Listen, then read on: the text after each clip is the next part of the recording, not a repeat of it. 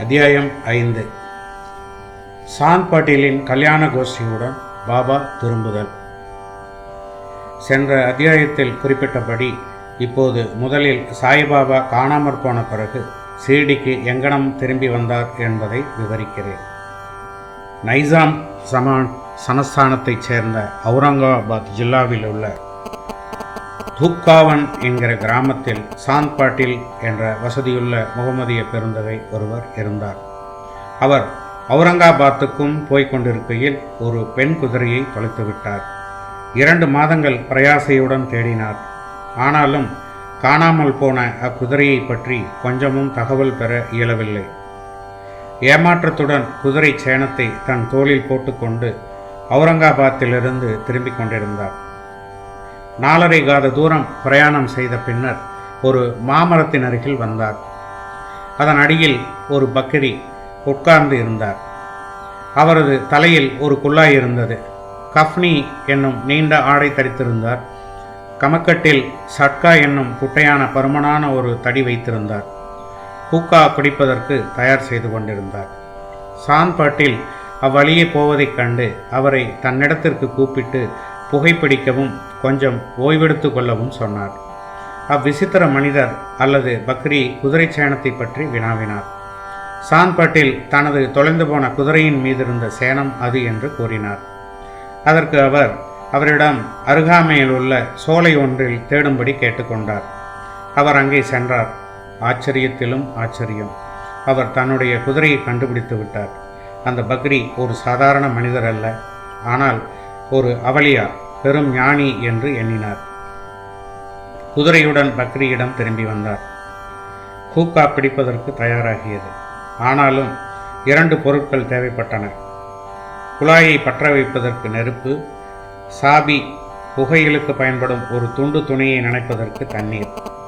பக்ரி தனது கத்தியை எடுத்து அதை வலிய நிலத்தில் நுழைத்தார். அதிலிருந்து எரியும் ஒரு நிலக்கரி நெருப்பு துண்டம் வந்தது. அதை அவர் குழாய் வெளியிட்டார். பிறகு தமது சட்காவை தரையில் அடித்தார்.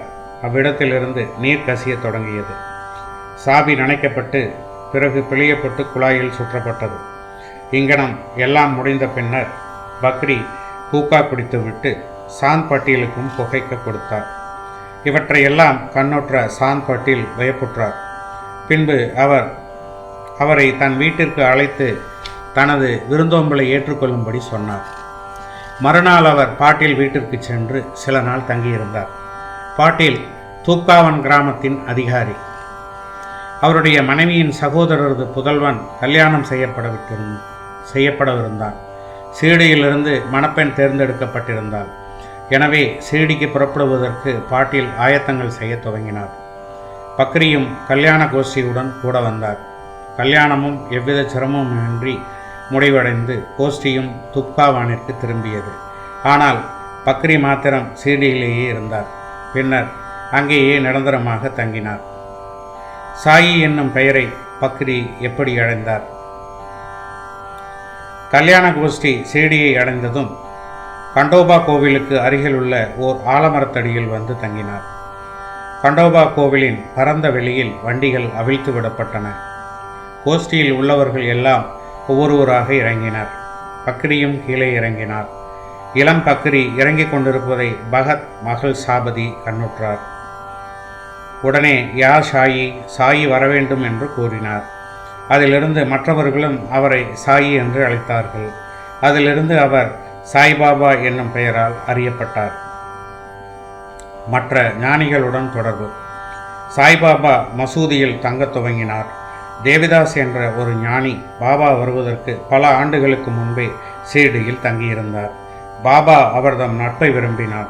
அவருடன் மாருதி கோவிலிலும் சாவடியிலும் தங்கியிருந்தார். சில சமயங்களில் தனியாகவும் இருந்தார். பிறகு ஜானகிதாஸ் என்று மற்றொரு ஞானியும் வந்தார். பாபா அவருடன் பேசிக்கொண்டிருப்பதிலேயே பெரும்பாலான நேரத்தை கழித்தார். அன்றி ஜானகிதாஸ் பாபா தங்கியிருந்த இடத்திற்கு செல்வார். அங்கனமே புன்தாம்பேயின் என்று இல்லறத்தில் இருந்த வைசிய ஞானியான கங்காஹீர் எப்போதும் ஷீர்டிக்கு வந்தார். சாய்பாபா தம் 2 கைகளாலும் தண்ணீர் குடத்தை தோட்டத்திற்கு நீர் பாய்ச்சுவதற்காக எடுத்துச் சென்றபோது முதலாக அவரை கண்ட கங்காஹீர் ஆச்சரியப்பட்டு வியந்து கூறியதாவது, ஷீர்டி ஆசீர்வதிக்கப்பட்டது. அது விலைமதிக்க முடியாத வைரத்தை பெற்றிருக்கிறது. இம்மனிதர் இன்று தண்ணீர் சுமந்து கொண்டிருக்கிறார். ஆனாலும் அவர் சாதாரண மனிதர் அல்ல. இந்நிலம், அதாவது ஷீர்டி, அதிர்ஷ்டமும் புண்ணியமும் உடையதாயின் அது ஒரு வைரத்தை பெற்றது. அங்கனமே ஏவலா மடத்தைச் சேர்ந்த ஆனந்த்நாத் என்பவர் புகழ்பெற்ற ஞானியும் அக்கல்கோட் மகாராஜின் சீடரும் ஆவார். அவர் ஷீர்டி மக்கள் சிலருடன் ஷீர்டிக்கு வந்திருந்தார். அவர் சாய்பாபாவை தம்முன் கண்டபோது வெளிப்படையாக பின்வருமாறு கூறினார். இது உண்மையில் விலைமதிக்க முடியாத ரத்தினமாகும். அவர் ஒரு சாதாரண மனிதர் போன்று தோன்றினாலும் அவர் ஒரு சாதாரண கல் அல்ல, வைரக்கல். கூடிய விரைவில் நீங்கள் இதை உணர்வீர்கள். இதை கூறிய பின்னர் அவர் ஏவலாவுக்கு திரும்பிவிட்டார். இது சாய்பாபா இளைஞனாய் இருக்கும்போது சொல்லப்பட்டது. பாபாவின் உடையும் அன்றாட நிகழ்ச்சி நியதியும். சாய்பாபா இளம் பருவத்தில் தமது தலைமுடி வளர்த்தார். தலைமுடியை ஒழுங்குபடுத்துவதே இல்லை. விளையாட்டு வீரனை போன்று அவர் உடையணிந்தார். அவர் ராகாதாவிற்கு சென்றிருந்த போது ஜந்து, சாமந்தி, ஜாய், மல்லிகை, ஜூய், முல்லை ஆகியவற்றின் சிறிய புஷ்பங்களை கொணர்ந்து தரையை சுத்தப்படுத்தி காய்ந்த நிலத்தை கொத்தி அவற்றை நட்டு தண்ணீர் விட்டார். வாமன் தாத்தியா என்னும் ஓர் அடியவர் அவருக்கு தினந்தோறும் 2 பானைகள் கொடுத்தார். இவற்றை கொண்டு வந்து பாபா தமது செடிகளுக்கு தண்ணீர் விடுவது வழக்கம். கிணற்றிலிருந்து நீர் இறைத்து மட்குடங்களை தாமே தோளில் தூக்கிச் செல்வார். மாலை நேரங்களில் மண்பானைகள் வேப்ப மரத்தடியில் வைக்கப்பட்டிருக்கும். அவை வெறும் பச்சை மண்ணால் செய்யப்பட்டு சுடப்படாத காரணத்தால் அங்கனம் வைக்கப்பட்ட உடனேயே உடைந்துவிடும். அடுத்த நாள் தாத்தியா வேறு 2 புதுப்பானைகள் கொடுப்பார். இந்நிகழ்ச்சி 3 ஆண்டுகள் நடந்தது. சாய்பாபாவின் கடின பயிற்சி, உழைப்பு ஆகியவற்றினால் ஒரு பூந்தோட்டம் வளர்ந்தது. இந்த நிலத்தில் தற்போது பாபாவின் சமாதி மந்திர் என்னும் ஒரு பெரிய மாளிகை இருக்கிறது. இது தற்போது பல பக்தர்களால் அடிக்கடி விஜயம் செய்யப்பட்டு வணங்கப்பட்டு வருகிறது. வேப்ப மரத்தடியில் உள்ள பாதுகைகளின் கதை. பாயி கிருஷ்ணாஜி அலிபாகர் என்பவர் அக்கல்கோட் மகாராஜின் அடியவர். அக்கல்கோட் மகாராஜின் உருவப்படத்தை வழிபட்டார். அவர் ஒரு முறை அக்கல்கோட்டிற்கு லோலாப்பூர் ஜில்லா சென்று மகாராஜின் பாதுகைகளை தரிசனம் செய்து கொண்டு தன்னுடைய நேர்மையான வழிபாட்டை செலுத்தி வர நினைத்தார். அவர் அங்கு செல்வதற்கு முன் கனவில் ஒரு காட்சியை கண்டார். அக்காட்சியில் அக்கல்கோட் மகாராஜ் தோன்றி அவரிடம், இப்போது ஷீர்டியே எனது இருப்பிடம், அங்கு சென்று உனது வழிபாட்டை செலுத்து என்றார். எனவே பாயி தனது திட்டத்தை மாற்றிக்கொண்டு ஷீர்டிக்கு வந்து பாபாவை வழிபட்டு 6 மாதங்கள் அங்கு தங்கி மகிழ்ச்சி அடைந்தார். அவருடைய காட்சி முதலியவற்றின் ஞாபகார்த்தமாக அவர் பாதுகைகளை தயாரித்து அதை சக வருடம் 1834 1912 ஆவணி மாதத்தில் பௌர்ணமி தினத்தன்று தாதா கோல்கர், உபாஷணி முதலியோர் நடத்திய உரிய சடங்கு சம்பிரதாயங்களுடன் வேப்பமரத்தடியில் பிரதிஷ்டை செய்தார். அதன் வழிபாட்டுக்கு ஓர் அந்தனர் நியமிக்கப்பட்டார். அதனுடைய நிர்வாகம் சகுன் மேருக் நாயக் என்ற அடியவரிடம் ஒப்புவிக்கப்பட்டது. இக்கதையின் முழு விவரம். தானேவைச் சேர்ந்த திரு BV தேவ் என்னும் ஓய்வு பெற்ற மம்லதார் சாய்பாபாவின் ஒரு பெரிய பக்தர். இவர் இந்த விஷயத்தை பற்றி சகுன் மேரு நாயக், கோவிந்த் கமலாகர் தீட்சித் இவர்களிடமிருந்து விசாரித்து பாதுகைகளை கொண்ட ஒரு கட்டுரையை சாய்லீலா சஞ்சிகையில் தொகுப்பு 2 எண் 1 பக்கம் 25 பதிப்பித்துள்ளார். அது கீழ்கண்டவாறு. சகவரிடம் 1834 பம்பாயைச் சேர்ந்த டாக்டர் ராமராவ் கோதாரி ஒரு முறை ஷீர்டிக்கு பாபாவின் தரிசனத்திற்கு வந்தார். அவரது கம்பவுண்டரும் அவரது நண்பர் பாயி கிருஷ்ணாஜி அலிபாகரும் அவருடன் வந்தார்கள். கம்பவுண்டரும் பாயியும் சகுன் மேரு நாயக்குடனும் கோவிந்த் கமலாகர் தீட்சித்துடனும் நெருங்கிய நண்பர்கள் ஆனார்கள். சில விஷயங்களை பற்றி இவர்கள் பேசிக்கொண்டிருக்கையில் ஷீர்டிக்கு சாய்பாபா முதல் விஜயம் செய்தது, புனித வேப்பமரத்தடியில் அமர்ந்திருந்தது, இவ்வுண்மைகளின் ஞாபகார்த்தம் ஒன்று இருக்க வேண்டும் என நினைத்தார்கள். பாபாவின் பாதுகைகளை பிரதிஷ்டை செய்வதற்கு எண்ணி அவற்றை சாதாரண கல்லில் செய்வதற்கு இருந்தனர். அப்போது பாயின் நண்பரான கம்பவுண்டர் தனது எஜமானரான டாக்டர் ராமாராவ் கோதாரியிடம் இதை தெரிவித்ததால் அருமையான பாதுகைகளை அவர் வடிவமைப்பார் என்று யோசனை கூறினார். அனைவரும் இந்த யோசனையை விரும்பினர். டாக்டர் கோதாரியிடமும் இதை பற்றி தெரிவித்தனர். அவரும் ஷிரடிக்கு வந்து பாதகைகளின் திட்டத்தை வரைந்தார். கண்டோபா கோவிலில் உள்ள உபாசினி மகாராஜிடம் அவர் சென்று தனது திட்டத்தை காண்பித்தார்.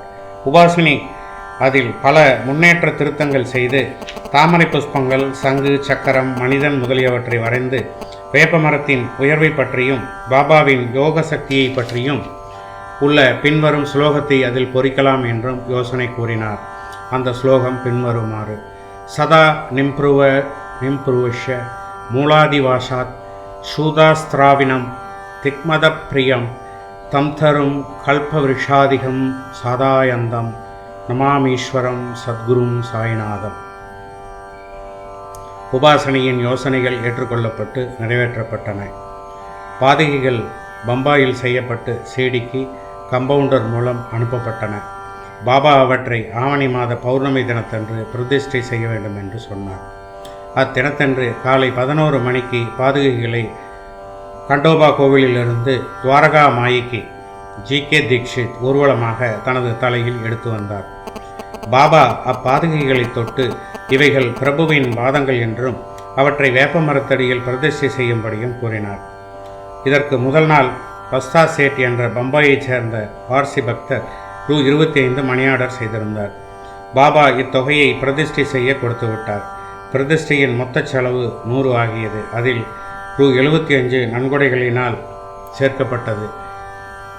முதல் 5 ஆண்டுகள் ஜி.கே. தீட்சித் அவர்களால் பாதகைகள் வழிபாடு செய்யப்பட்டது. பின்னர் இவ்வழிபாடு ஜக்கடியைச் சேர்ந்த லக்ஷ்மண் காகேஸ்வரரால் செய்யப்பட்டது. முதல் 5 ஆண்டுகளில் டாக்டர் கோதாரி விளக்கேற்றுவதற்காக மாதம் ரூ. 2 அனுப்பி வைத்தார். பாதகைகளை சுற்றி போட வேலியும் அனுப்பினார். ஸ்டேஷனிலிருந்து அவ்வேலியை ஷிரடிக்கு கொண்டு வரும் செலவும் கூரையும் சகுன் மேரு நாயக்கினால் கொடுக்கப்பட்டது. தற்போது ஜாகடி வழிபாட்டை செய்கிறார். சகுன் மேரு நாயக் நைவேத்தியம், மாலை விளக்கேற்றுதல் முதலியவைகளை செய்கிறார். பாயி கிருஷ்ணாஜி என்பவர் முதலில் அக்கல்கோட் மகாராஜின் அடியவராவார். சக வருடம் 1834இல் பாதகைகள் பிரதிஷ்டை செய்யப்படும் சமயத்தில் அக்கல்கோட் போகும் வழியில் ஷிரடிக்கு வந்தார். பாபாவின் தரிசனமான பிறகு அக்கல்கோட்டுக்கு போக விரும்பி பாபாவின் அனுமதியை இதற்காக வேண்டினார். பாபா அவரிடம், அக்கல்கோட்டில் என்ன இருக்கிறது? நீ ஏன் அங்கு போக வேண்டும்? அக்கல்கோட் மகாராஜ் இங்கே என்னுடன் ஒன்றி இருக்கிறார் என்றார். இதை கேட்டு பாயி அக்கல்கோட் செல்லவில்லை. பாதகைகளின் பிரதிஷ்டைக்கு பின் ஷிரடிக்கு அடிக்கடி வந்தார். ஹேமந்த் பந்திற்கு இவ்விவரங்கள் தெரியாதென்று பி.வி. தேவ் முடிக்கிறார். அவர் அங்கனம் அறிந்திருப்பாராயின் அதை தன்னுடைய சச்சரிதத்தில் சேர்க்க தவறியிருக்க மாட்டார். முகதீன் தம்போலியுடன் மல்யுத்த பயிற்சியும் வாழ்க்கையில் மாற்றமும். பாபாவின் மற்ற கதைகளுக்கு திரும்புவோம். ஷிரடியில் முகதீன் தம்போலி என்னும் பெயருடைய ஓர் மல்யுத்த சண்டைக்காரன் இருந்தான். பாபாவுக்கும் அவனுக்கும் சில விஷயங்களில் உடன்பாடு ஏற்படவில்லை. இருவரும் மல்யுத்தம்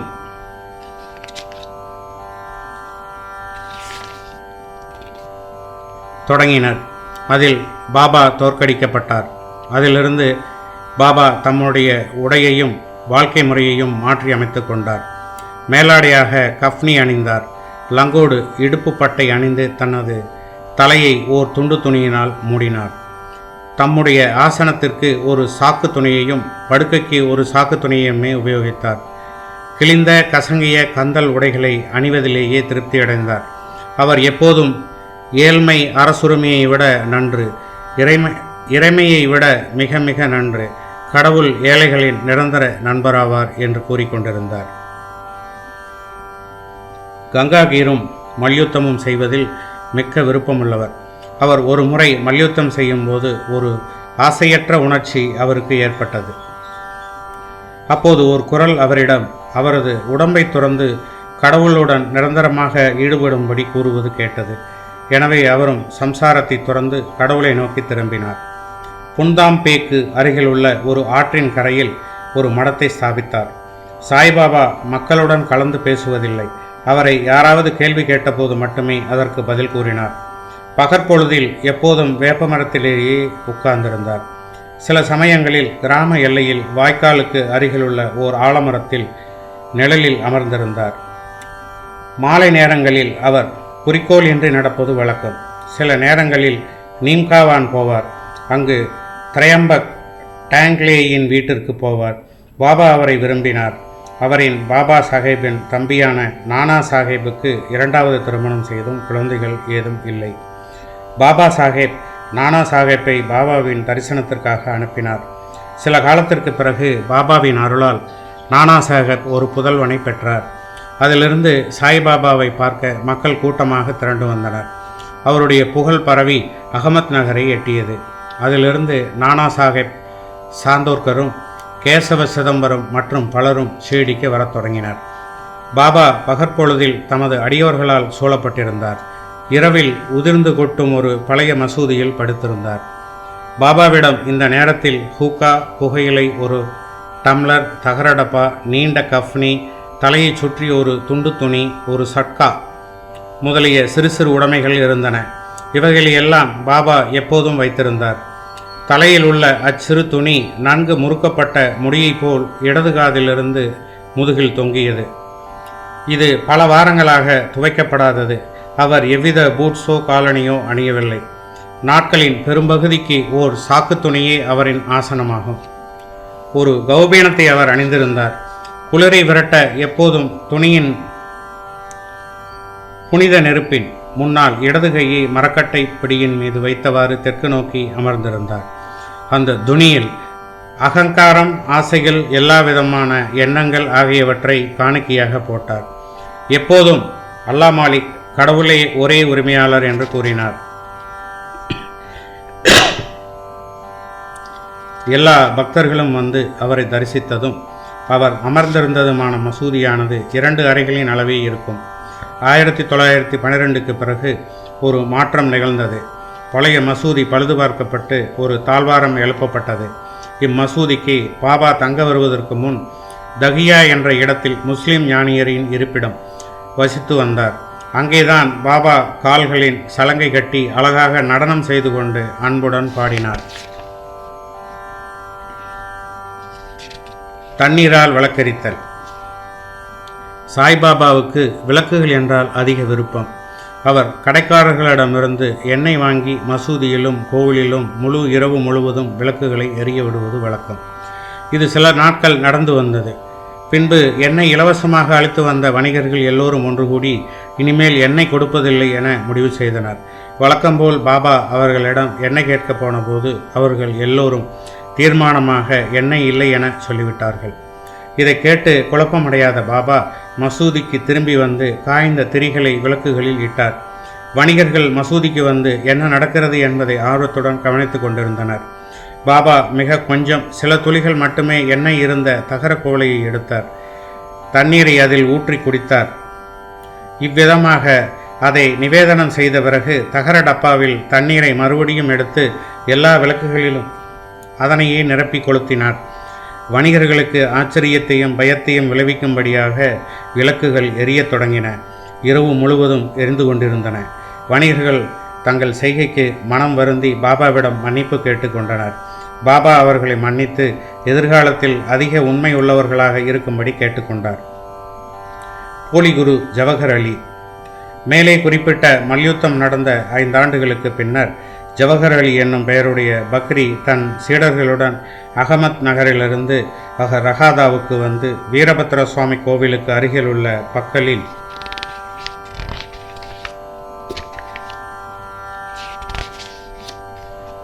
தங்கினார். இப்பக்ரி படித்தவர், குரான் முழுவதையும் ஒப்பிக்கும் ஆற்றல் உடையவர், இனிமையான நா உடையவர். கிராமத்தைச் சேர்ந்த பல மதப்பற்றும் பக்தியும் உடைய மக்கள் அவரிடம் வந்து மரியாதை செய்ய தொடங்கினர். அவர் அந்த கிராம மக்கள் உதவியுடன் வீரபத்திரர் கோவிலுக்கு அருகில் ஓர் ஈத்கா, அதாவது ஈத் தினத்தன்று முகமதியர் தொழும் இடத்தின் முன்புள்ள சுவர் கட்டத் தொடங்கினார். இவ்விஷயத்தை பற்றி சில சர்ச்சைகள் உண்டானதால் ஜவஹர் அலி ராகதாவை விட்டு புறப்பட வேண்டியதாயிற்று. பிறகு அவர் ஷிரடிக்கு வந்து பாபாவின் மசூதியில் தங்கினார். அவருடைய இனிமையான வாக்குகளால் மக்களை கவர்ந்தார். பாபாவை தன்னுடைய சீடர் என்று கூறத் தொடங்கினார். பாபாவும் அதை மறுக்கவில்லை. அவரின் சீடராக இருக்க சம்மதித்தார். குரு சீடர் இருவரும் ராகதாவிற்கு திரும்பி அங்கு வசிக்க முடிவு செய்தனர். குரு சீடரின் மதிப்பை அறிந்திருக்கவே இல்லை. ஆனால் சீடர் குருவின் குற்றங்களை உணர்ந்திருந்தார். எனினும் அவரை மதிக்காமல் இருந்ததில்லை. பாபா தமது கடமைகளை கவனத்துடன் ஆற்றிக்கொண்டு வந்தார். தமது குருவிற்கு பல்வேறு விதங்களில் பணிபுரிந்தும் வந்தார். ஷீரடிக்கு அவர் அடிக்கடி வருவது வழக்கம். ஆனால் அவர்களின் முக்கிய இருப்பிடம் ரஹாதாவாகும். ஷீரடியில் உள்ள பாபாவின் அன்பு சீடர்கள் பாபா அவர்களை விட்டு ராகாதாவில் தங்கியிருப்பதை விரும்பவில்லை. எனவே அவர்கள் ஒரு கூட்டமாக ராகாதாவிற்கு சென்று பாபாவை ஈத்காவிற்கு அருகில் சந்தித்து தங்கள் வந்த காரணத்தை கூறினார்கள். பாபா அவர்களிடம் பக்ரி ஒரு கோபக்கார குணங்கட்ட மனிதர் என்றும் தான் அவரை விட்டு வர முடியாது என்றும், எனவே பக்ரி வருவதற்குள் எல்லோரும் திரும்பி விடுவது நல்லது என்றும் கூறிக்கொண்டிருந்தார். அப்போது பக்ரி திரும்பி வந்து தனது சீடனை அவர்களுடன் அழைத்து செல்ல முயன்றதற்காக அவர்களை கோபித்தார். சில விவாதங்களும் தகராறுகளும் நிகழ்ந்தன. முடிவில் குரு சீடர் இருவரும் ஷீரடிக்கு திரும்பும்படி தீர்மானிக்கப்பட்டது. எனவே அவர்கள் ஷீரடிக்கு திரும்பி வந்து வசிக்கத் தொடங்கினார்கள். சில நாட்களுக்கு பிறகு குரு தேவிசாரால் சோதிக்கப்பட்டு முழுமையாக தேவையுள்ளவர் என கண்டுபிடிக்கப்பட்டார். பாபா ஷீரடிக்கு கல்யாண கோஷ்டியுடன் வருவதற்கு 12 ஆண்டுகளுக்கு முன்பு இந்த தேவிதாசர் 10 அல்லது 11 வயது பாலகனாக மாருதி கோவிலில் வசித்து வந்தார். தேவிதாசருக்கு பல சிறப்பான அம்சங்களும் சிறப்பான கண்களும் அமைந்திருந்தன. அவர் அவாவின்மையின் அவதாரமும் ஞானியும் ஆவார். தாத்யா கோதே, காசிநாத் போன்ற பலர் அவரை தமது குருவாக நினைத்திருந்தனர். அவர்கள் ஜவஹர் அலியை தேவிதாஸ் முன்னிலையில் கொண்டு வந்தனர். அவர்கள் தொடர்ந்த விவாதத்தில் ஜவஹர் அலி தோற்கடிக்கப்பட்டார். பின் ஷீரடியை விட்டு ஓடி பீஜப்பூர் சென்று தங்கினார். பல ஆண்டுகளுக்கு பின்னர் ஷீரடிக்கு திரும்பி வந்து சாய்பாபாவின் முன்னர் வீழ்ந்து வணங்கினார். அவர் குரு என்றும் சாய்பாபா சீடர் என்றும் காணப்பட்ட தோற்றம் தெளிவாக்கப்பட்டது. அவர் தன் குற்றத்திற்காக வருத்தப்பட்டிருக்கையில் சாய்பாபா அவரை மரியாதையுடன் நடத்தினார். இவ்விஷயத்தில் உண்மையான ஒழுக்கத்தால் சாய்பாபா எவ்வாறு அகங்காரத்தை களைந்து சீடனது கடமைகளை ஒழுங்காக செய்து உயர்ந்த பதவியை தன்னை உணர்தல் அடைவது என்பதை காட்டியுள்ளார். இக்கதை மகிழ்சாபதி சாய்பாபாவின் ஒரு பெருந்தகை அடியவர் என்றும் சீடரால் கூறப்பட்டுள்ளபடி கொடுக்கப்பட்டு இருக்கிறது. அடுத்த அத்தியாயத்தில் ராவணவமி திருவிழா, மசூதியின் முந்தைய நிலை, அதன் பழுதுபார்ப்பு ஆகியவற்றை காண்போம். நன்றி, வணக்கம்.